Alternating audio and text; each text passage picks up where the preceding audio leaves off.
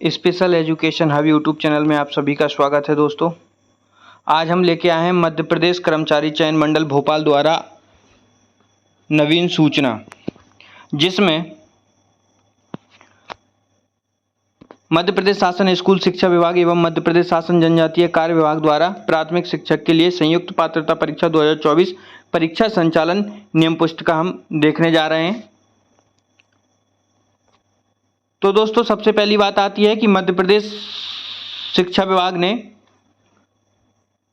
Primary school teacher eligibility test की rule book जारी कर दी है और उसके लिए कब परीक्षा है, कब से आवेदन भरे जाने हैं, ये सारी चीज़ें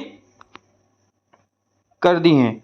तो दोस्तों, हमें देखने वाले हैं कि ऑनलाइन आवेदन करने की तिथि क्या है। दोस्तों, ऑनलाइन आवेदन करने की तिथि है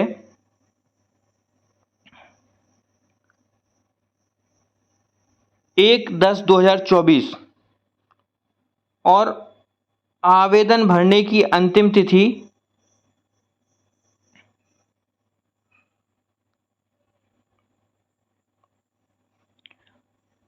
15/10/2024 है।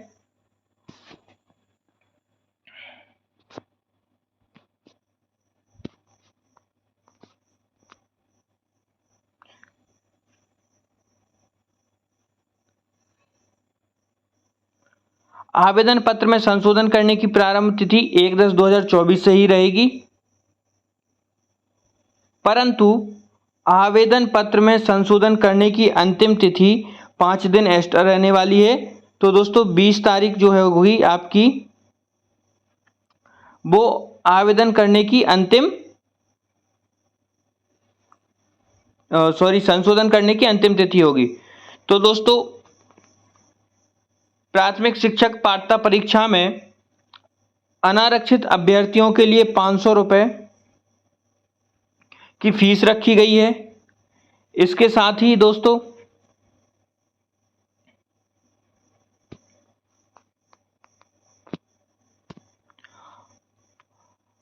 केवल मध्य प्रदेश के मूल निवासी अनुसूचित जाति, अनुसूचित जनजाति, अन्य पिछड़ा वर्ग, ईडब्ल्यूएस और दिव्यांग जन अभ्यर्थियों के लिए इसकी फीस 250 रुपये रखी गई है। ऑनलाइन आवेदन कियोस्क के माध्यम से ऑनलाइन भरने वाले अभ्यर्थियों हेतु एमपी ऑनलाइन का पोर्टल शुल्क ₹60 दे होगा। इसके अतिरिक्त रजिस्टर्ड सिटीजन यूजर के माध्यम से लॉगिन कर फॉर्म भरने पर पोर्टल शुल्क ₹20 दे होगा। तो दोस्तों, अगर आप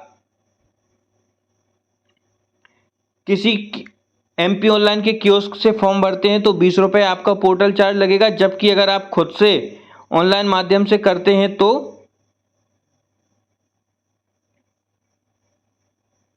₹60 दे होगा।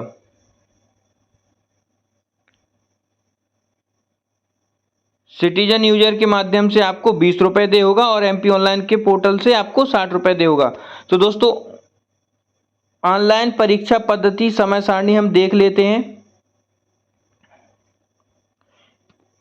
परीक्षा दिनांक, परीक्षा पाली, अभ्यर्थियों के लिए रिपोर्टिंग समय, महत्वपूर्ण निर्देश पढ़ने का समय, उत्तर अंकित का समय। तो दोस्तों, परीक्षा तिथि भी इन्होंने घोषित कर दी है। क्या कर दिया दोस्तों? परीक्षा तिथि घोषित कर दी है। परीक्षा तिथि आपकी 10 नवंबर 2024 रविवार से प्रारंभ होगी और ये ऑनलाइन मोड में होगी। दोस्तों, कैसे होगी? ऑनलाइन मोड में होगी। 2 पालियों में परीक्षा होगी, पहली पाली, दूसरी पाली। पहली पाली प्रातः 7 बजे से रहेगी और दूसरी पाली दोपहर 12:30 बजे से रहेगी। महत्वपूर्ण निर्देश पढ़ने का समय आपको 8:50 से 9 बजे तक रहेगा और दोपहर की पाली में 2:20 से 2:30 तक रहेगा। प्रति पाली में 10 मिनट आपको मिलेगा।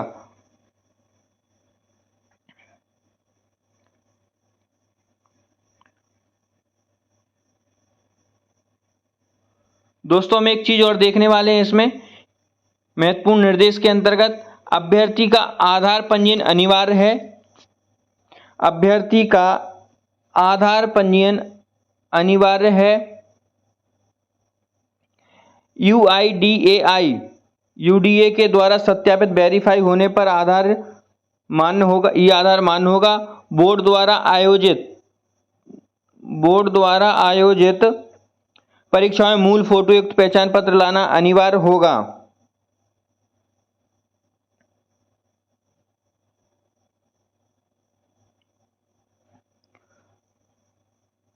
अभ्यर्थी मतदाता पहचान पत्र, पैन कार्ड, आधार कार्ड, ड्राइविंग लाइसेंस तथा पासपोर्ट में से कोई एक को चयनित कर सकता है। मूल फोटो युक्त पहचान पत्र के अभाव में अभ्यर्थी परीक्षा में सम्मिलित होने से वंचित किया जाएगा। दोस्तों, जो आपको परीक्षा में बैठने के लिए जो महत्वपूर्ण निर्देश मिलेंगे एडमिट कार्ड के साथ, उसमें भी ये जानकारी रहेगी। इनको हम इग्नोर करते हुए आगे बढ़ते हैं।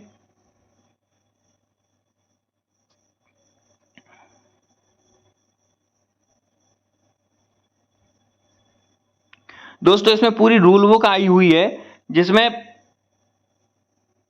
पात्रता परीक्षा संबंधी सभी निर्देश दिए गए हैं। जैसे कि प्राथमिक शिक्षक के लिए देखिए, आप देख रहे होंगे कि मध्य प्रदेश राज्य स्कूल शिक्षा सेवा शैक्षणिक संवर्ग सेवा शर्तें एवं भर्ती नियम 2018 तथा मध्य प्रदेश राज्य जनजातीय कार्य एवं अनुसूचित जाति शिक्षण संवर्ग सेवा एवं भर्ती नियम 2018 एवं समय समय पर जारी संशोधित नियम निर्देशों के अनुसार पात्रता परीक्षा निम्न शर्तों के अधीन आयोजित की जाएगी। दोस्तों, कौन कौन सी शर्तें रहने वाली हैं हमें देख लेते हैं।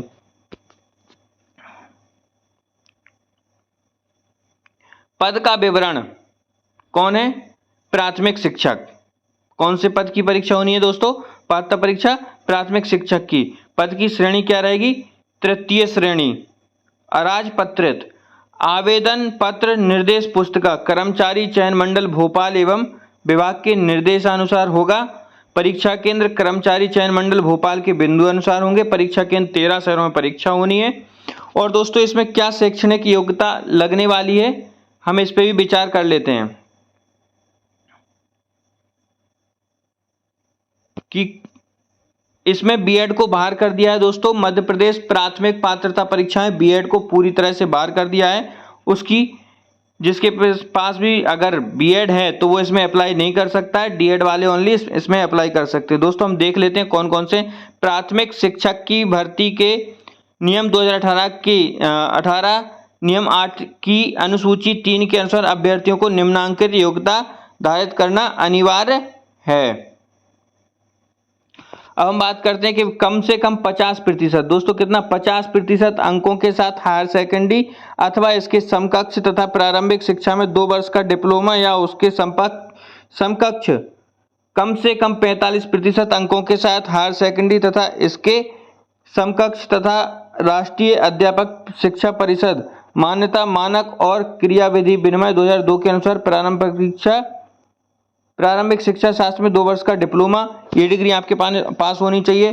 दोस्तों, कम से कम 50% अंकों के साथ हायर सेकेंडरी अथवा इसके समकक्ष तथा प्रारंभिक शिक्षा शास्त्र में 4 वर्षीय स्नातक उपाधि बीएलएड। कौन सी दोस्तों?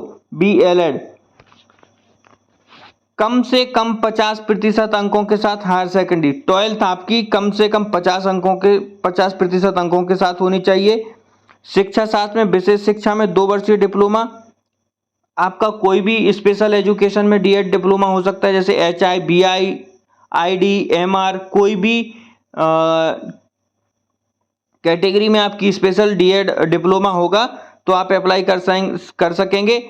और एक और है स्नातक उपाधि तथा प्रारंभिक शिक्षा में 2 वर्षीय डिप्लोमा अथवा इसके समकक्ष कोई भी डिग्री होगी या डिप्लोमा होगा, वो आपका मान्य किया जाएगा। दोस्तों, हम आगे देख लेते हैं कि आरक्षित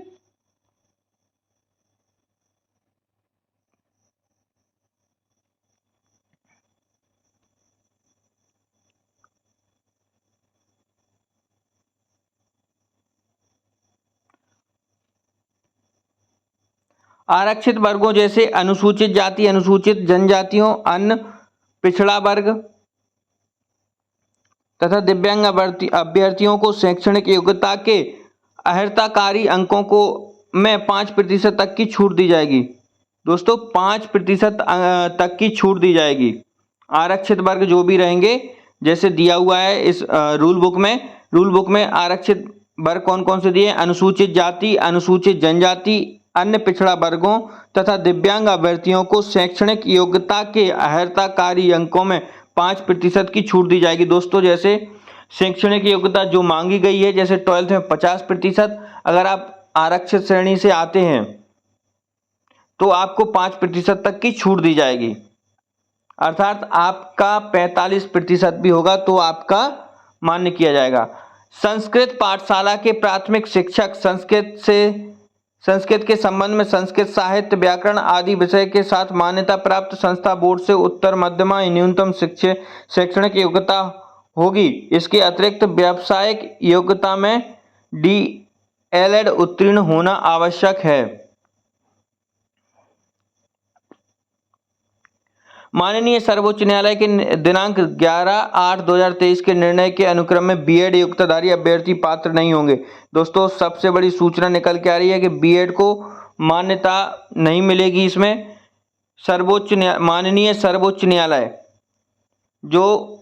माननीय सर्वोच्च न्यायालय का आदेश आया था 11/8/2023 को, जो निर्णय हुआ उसमें BEd को क्या कर दिया, वर्ग 3 की पात्रता परीक्षा में बैठने से वंचित कर दिया BEd धारकों को।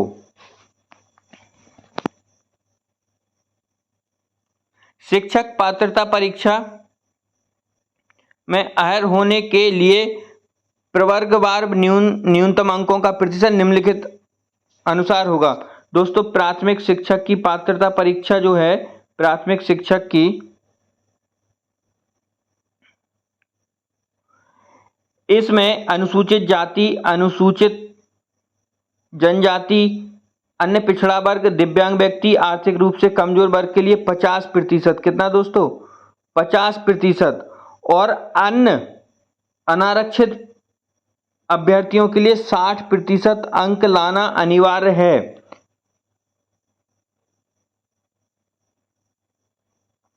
अगर आप पात्रता परीक्षा पास करनी है तो आपको, अगर आप आरक्षित वर्ग से हैं तो 50% अंक कम से कम होने चाहिए, तभी आप पात्रता परीक्षा क्वालिफाई माने जाएंगे। और अगर आप अनारक्षित वर्ग से हैं तो आपकी 60% अंक होने आवश्यक हैं। अनुसूचित जाति, जनजाति, अन्य पिछड़ा वर्ग, आर्थिक रूप से कमजोर वर्ग के अभ्यर्थी जो मध्य प्रदेश के मूल निवासी हों, केवल उन्हें न्यूनतम 50% अर्हकारी अंक का लाभ तब मिलेगा जब उनके पास मध्य प्रदेश के सक्षम अधिकारी द्वारा जारी वैध प्रमाण पत्र होगा। दोस्तों अगर आपकी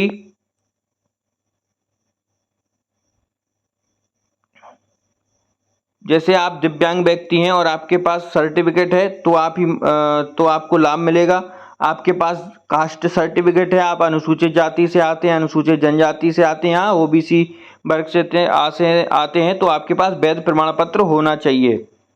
शिक्षक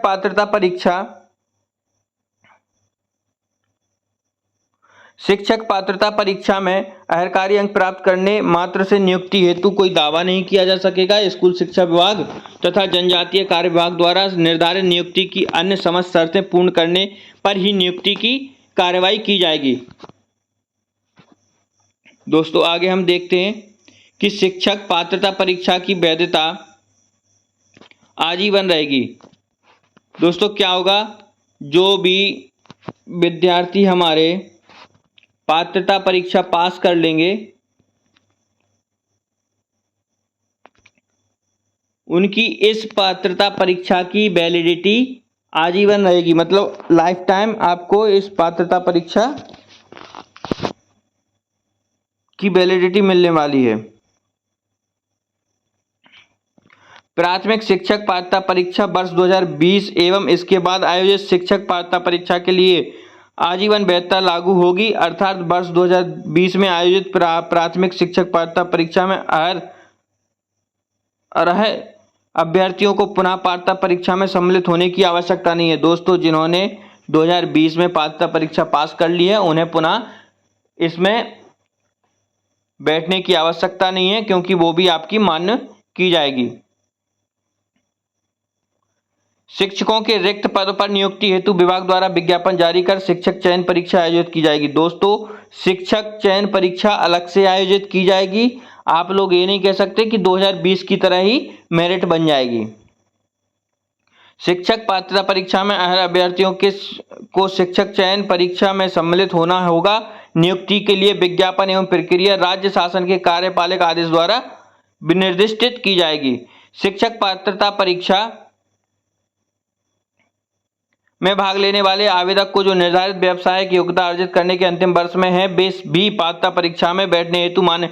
दोस्तों, अगर आपकी डीएड, डीएलएड, डिप्लोमा जो भी आप को या आप कर रहे हैं, अगर आपकी लास्ट ईयर है, आप उसमें पास नहीं है, तो भी आप इस पात्रता परीक्षा में बैठ सकते हैं। दोस्तों, जिनके पास डिप्लोमा का अंतिम वर्ष है वह भी इसमें बैठ सकते हैं।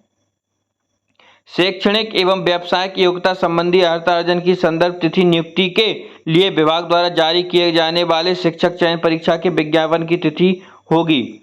दोस्तों, शैक्षणिक एवं व्यावसायिक योग्यता संबंधी अर्हता अर्जन की संदर्भ तिथि नियुक्ति के लिए विभाग द्वारा जारी किए जाने वाले शिक्षक चयन परीक्षा के विज्ञापन की तिथि होगी।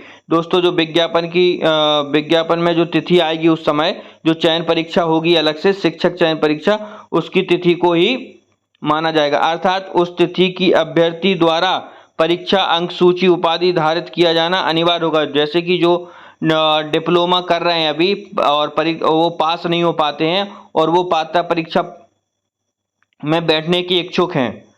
जैसे मेरा डीएड कंप्लीट नहीं हुआ है और मुझे परीक्षा देना है, मैं डीएड के अंतिम वर्ष में हूं, तो मैं इस पात्रता परीक्षा में बैठ सकता हूं। परंतु जब चयन परीक्षा होगी उसमें आपके पास डिग्री होना आवश्यक है, डिप्लोमा होना आवश्यक है। आप उस समय परीक्षा पास किए हो, ये जरूरी होना है। दोस्तों, ऐसे अभ्यर्थी जो अनुसूचित जाति, अनुसूचित जनजाति, अन्य पिछड़ा वर्ग,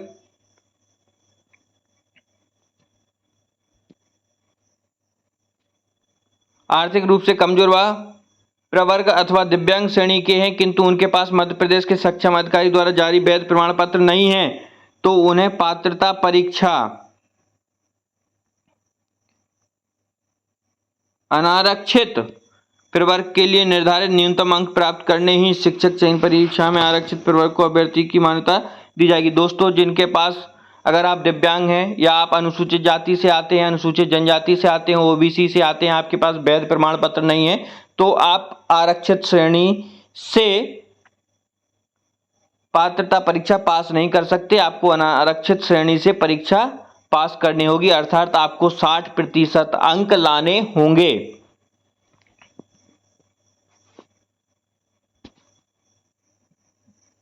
दोस्तों, इसमें प्राथमिक शिक्षक के लिए न्यूनतम वेतन ₹23,300 प्लस महंगाई भत्ता, भर्ती नियम 2018 एवं सामान्य प्रशासन विभाग के परिपत्र क्रमांक C3/13/2019 3/1 दिनांक 12 दिसंबर 2019 के अनुसार परिवीक्षा अवधि में वेतन देय होगा। दोस्तों,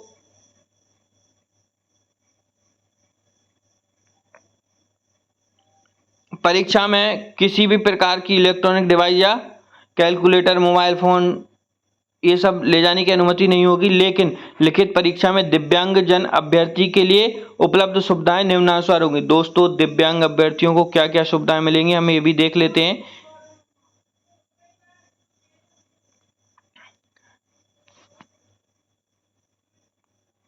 निम्नलिखित सुविधाएं मिलने वाली हैं। कौन कौन सी सुविधाएं मिलने वाली हैं आपको दिव्यांग अभ्यर्थियों को?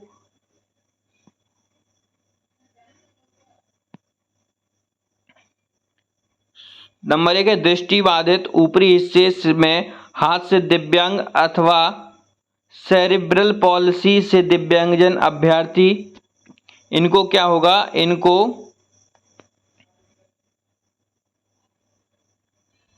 सुविधाएं मिलेंगी। कौन कौन सी सुविधाएं मिलेंगी हम अभी देखने वाले हैं। हम कैटेगरी पहले देख लेते हैं।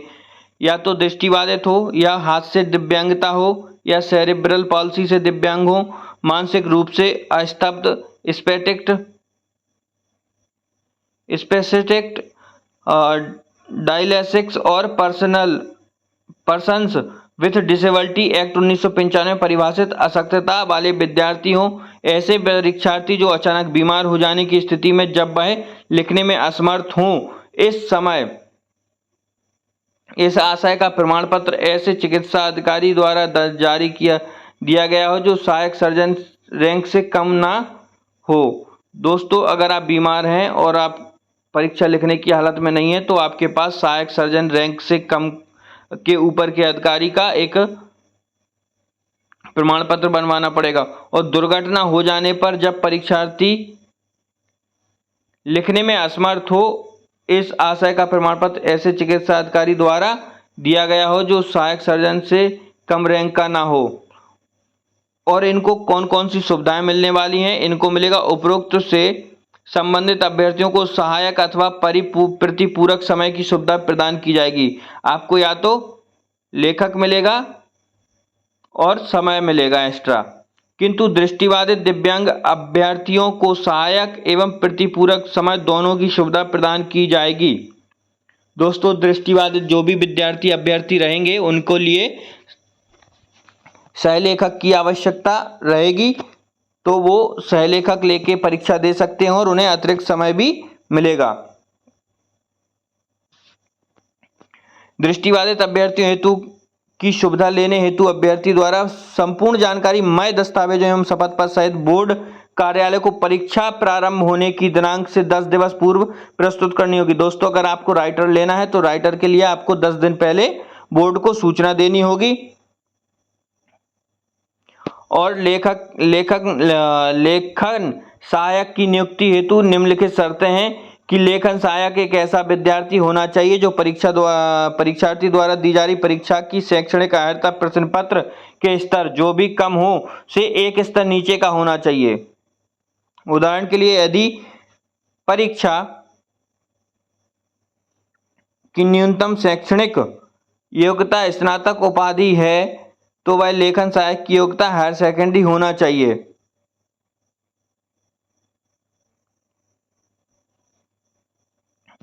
दोस्तों, 3 घंटे की अवधि के प्रश्न पत्र के लिए 60 मिनट एक्स्ट्रा मिलेंगे आपको, और 2.5 घंटे